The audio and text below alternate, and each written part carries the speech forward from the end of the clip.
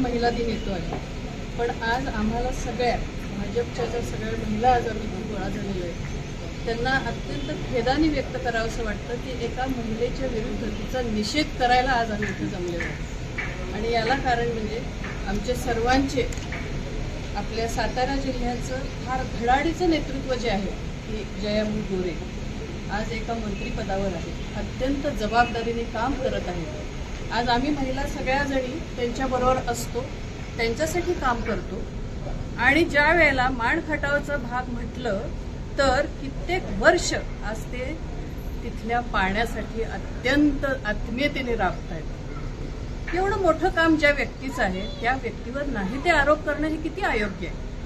आणि आरोप पण कधी की ज्या वेळेला निर्दोषत्व पूर्ण सिद्ध झालेलं आहे, त्याला 5-7-8 वर्ष होऊन गेलेली आहेत आणि अचानकपणे आता एकदम हे जे काही प्रकरण उकरून काढलेलं आहे, मला वाटत नाही की फक्त एकच महिला ही करू शकते।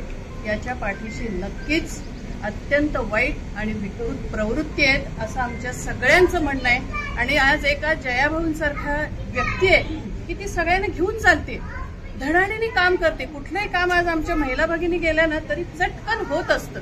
अशा व्यक्तीवर असे घाणेरडे आरोप करणं म्हणजे इतके लज्जास्पद आहे, लांछनास्पद आहे। आणि आम्हाला महिला जातीला लागलेला हा काळीमा आम्हाला वाटतो की ही व्यक्ती बोलतेही आणि त्याच्यामुळे केवळ याच्यासाठी आम्ही आज इथं जमलेलो आहोत की जयाभाऊंसारख्या व्यक्तीला असं बदनाम करणं असंतोषजनक आहे। एक आणि एक आमची महिला पेटून उठलेली आहे की हे का होते आणि कशामुळे होते। याच्यामध्ये एक सांगते मी की राजकीय भावना ही नक्की असू शकते, पण राजकीय सूड असूया कुठपर्यंत जायचं, एखाद्याचं सगळं पूर्ण करिअर आज आपण बदनाम करून टाकायचं, ही इतकी चुकीची गोष्ट आहे जयाभाऊ गोरेंच्या बाबतीमध्ये झालेली आहे की जी व्यक्ती समाजासाठी अत्यंत तळमळीने काम करते।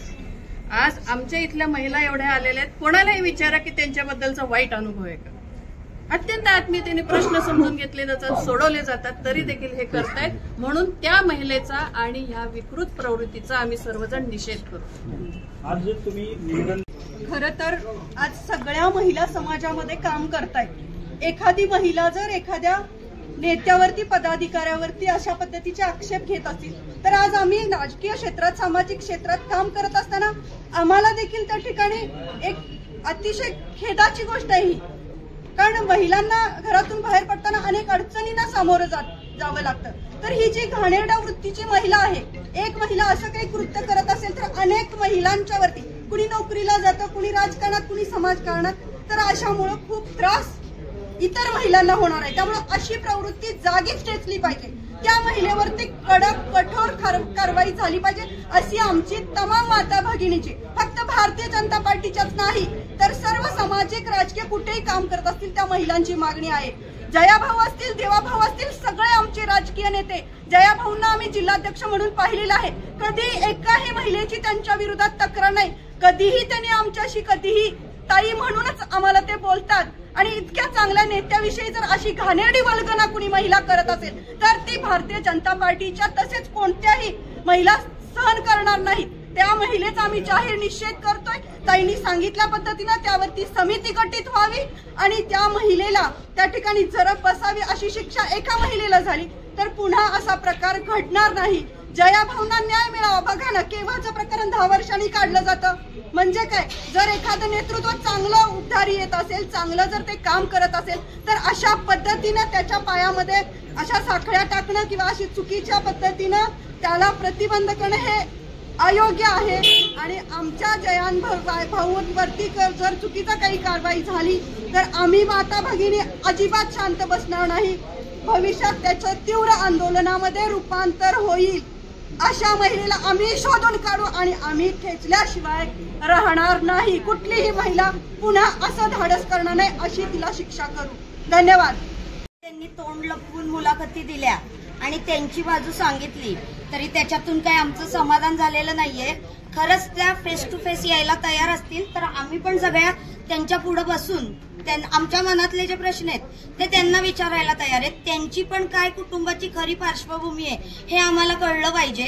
त्यांनी काय नक्की सहन केलंय, काय त्यांचं घरातल्यांना काय नक्की त्रास दिलाय, त्यांचं जे अर्धवट म्हणणं आमच्याकडं तुमच्या मीडियाच्या माध्यमातून आलेलं आहे ते पूर्ण यावं.